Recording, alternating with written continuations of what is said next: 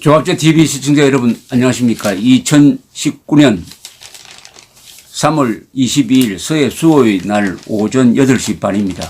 오늘 국군 통수권자 문재인 대통령이 꼭 가야 할 자리가 서해 수호의 날 기념식인데 안 가겠다고 합니다. 아무래도 불편하겠죠. 김정일, 김정은과 관계된 사건인데 그 은과 연인 사이라는 사람인데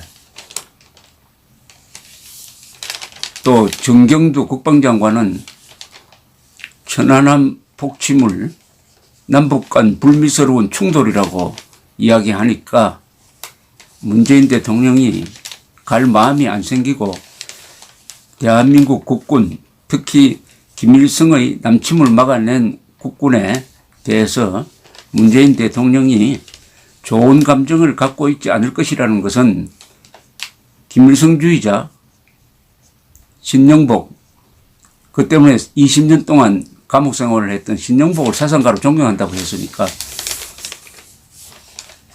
문재인 대통령의 심리 상태, 가치관을 대충 이해하는 사람은 서해 수호의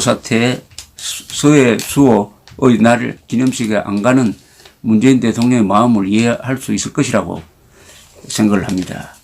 문제는 대한민국에 천안함 폭침이 북한 소행이 아니라고 믿는 사람이 1000만 명 이상이 살고 있다는 사실입니다. 민주주의 법치가 좋긴 좋은 모양입니다. 그래도 공동체가 깨지지 않습니다. 왜냐? 지킬 재산이 있기 때문입니다. 지킬 것이 있으니까 이 공동체를 깨어서 손해보는 사람이 더 많다는 거죠. 이런 문재인 대통령의 심리 상태를 오늘 조선일보 최보식 칼럼은 자포자기라고 했습니다. 자포자기. 정말 위험한 문재인 대통령의 자포자기 심리 상태. 자포자기 정권이 되면 안 되죠. 근데 그런 게 보입니다. 지금 이 남미 관계가 이렇게 중요한 시점에서 통일부 장관으로 임명한 사람은 문재인 대통령이 천안함 현장에 갔다고 군복 입고 쇼한다고 조롱했던 사람입니다. 감염된 좀비, 씹다버린 껌, 군복 입고 쇼, 사드 배치하면 나라가 망한다. 라고 한 사람을 통일부 장관 후보자로 지명한 것은 한미동맹을 깨겠다는 거죠. 대북 제재에 구멍을 내겠다는 공개적 선언 아니겠습니까? 부동산 투기의 귀재급인 주택문제 담당 국토부 장관 후보, 과거사 진상위원회까지 꾸려놓은 이른바 용산 참사 직후 그 땅에 투자했던 행안부 장관 후보자, 이런 사람을 어떻게 내정할 수 있느냐 이렇게 이야기를 했는데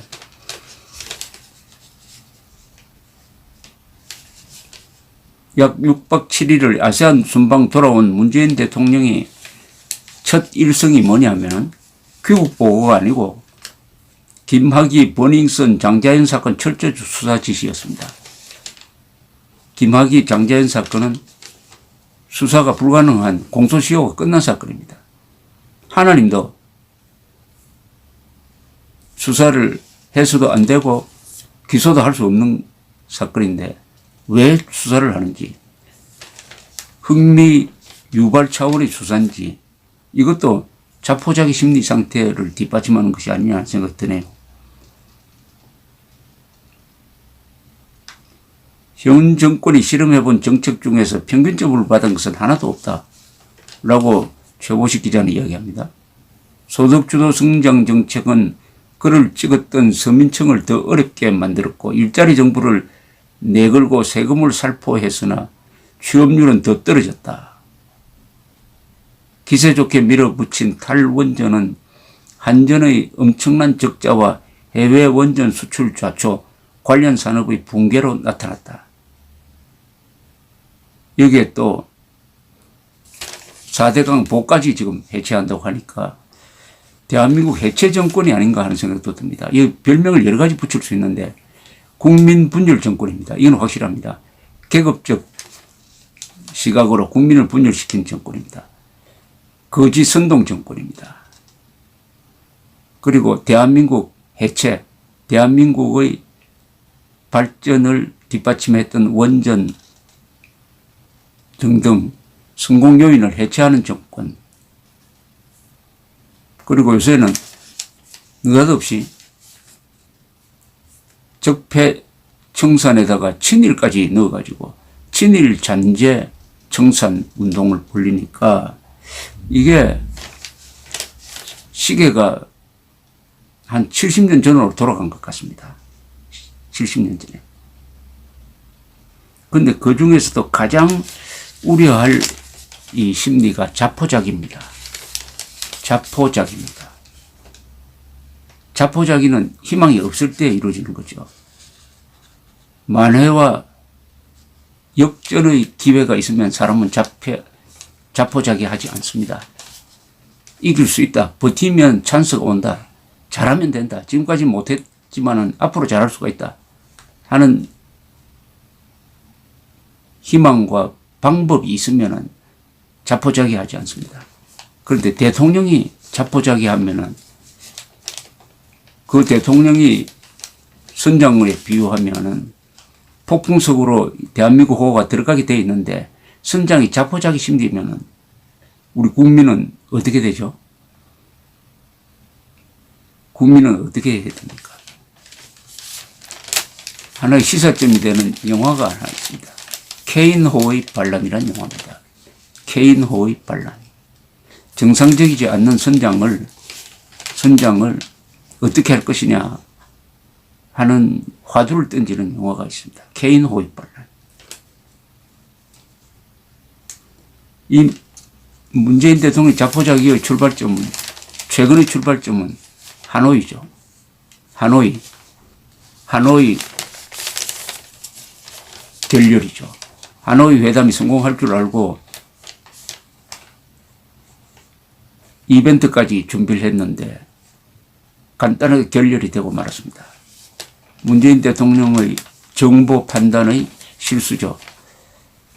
그 며칠 전에 트럼프 대통령에게 전화를 해가지고 이번 회담에 따른 부담은 우리 한국이 질 각오가 되어 있다라고 이야기를 했을 때부터 심각한 정보의 오류가 있었습니다. 이 자포자기의 대통령의 자포자기 심리 상태를 깊게 들어가 보면은 정보 판단의 실수에서 비롯되는 경우가 많습니다. 이 세상이 돌아가는 것을 잘못 보고 그 방향을 예측을 잘못합니다. 그러다 보면 나라의 진로가 거꾸로 갑니다. 대한민국이 지금 여기까지 온 가장 큰 원인은 세계사가 발전하는 방향, 인류의 진보 방향에 맞춰서 역대 정부가 이 나라를 이끌어왔던 것입니다. 강물이 흐르는데 배를 띄운 겁니다. 그런데 강물이 흐르는 반대 방향으로 역류를 하면은 어떻게 됩니까? 북한 노동당 정권처럼 되는 것이죠. 순풍을 탈 것이냐, 역풍을 맞을 것이냐의 선택인데 문재인 정권은 완전히 역풍을 맞았습니다. 그 역풍의 핵심은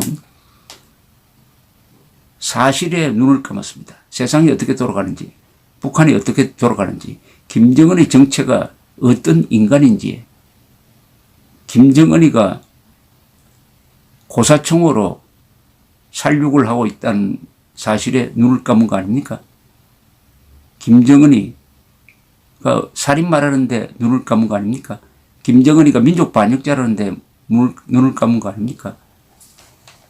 사실을 부인하고 과학을 부인하고 과학 부인, 탈원전, 미세먼지의 증가로 나타난 거 아니겠습니까? 과학과 사실과 그리고 법을 부인하고 있습니다.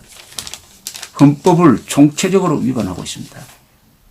법, 과학, 사실, 이것이 문명의 기초입니다.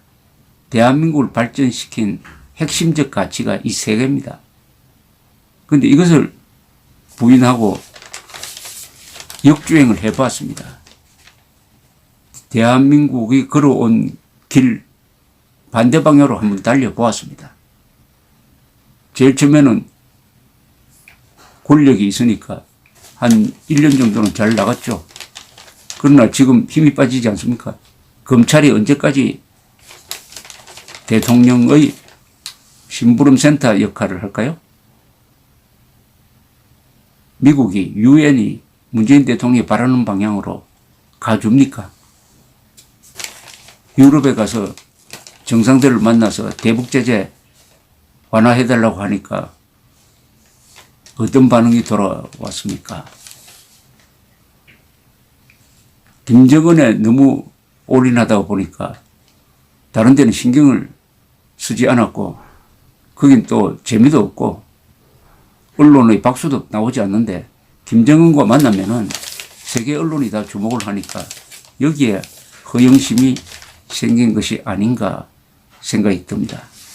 권력자를 가장 빨리 몰락시키는 게 있습니다. 그게 허영심입니다. 허영심. 지지율, 허영심, 의용 언론, 나팔수 언론의 찬사, 여기에 취하면은 그 위대한 이승만 대통령도 결국은 말년에 그런 실수를 3.15 부정선거라는 실수를 하게 되는 것입니다. 문제는 문재인 대통령의 자포자기 심리를 고쳐줄 의사가 보이지 않는다는 점입니다. 그렇다고 해서 우리 대한민국이 자포자기 할 수는 없고 국민이 자포자기 할 수는 없으니까 이렇게 되면은 각자 도생입니다. 각자 도생. 각자 살 길을 찾아야 됩니다. 각자 살 길을 찾는 방법 중에서 제일 좋은 건 선거죠. 선거를 통해서 이 문제를 해결하는 게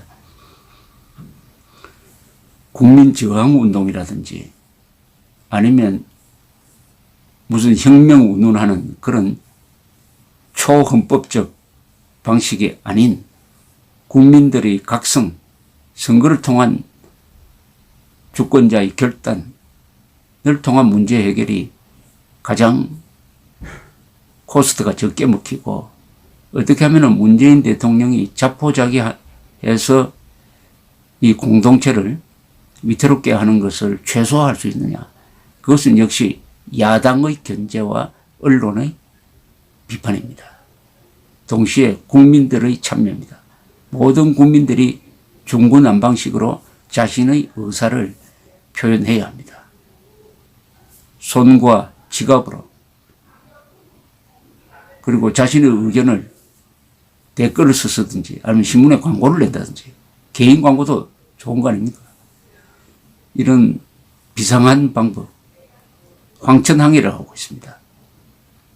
거친 하늘, 거친 기상 속으로 배가 들어가고 있습니다. 그런데 선장이 자포자기 상태라고 해서 승객들이 자포자기를 하면 안 되죠.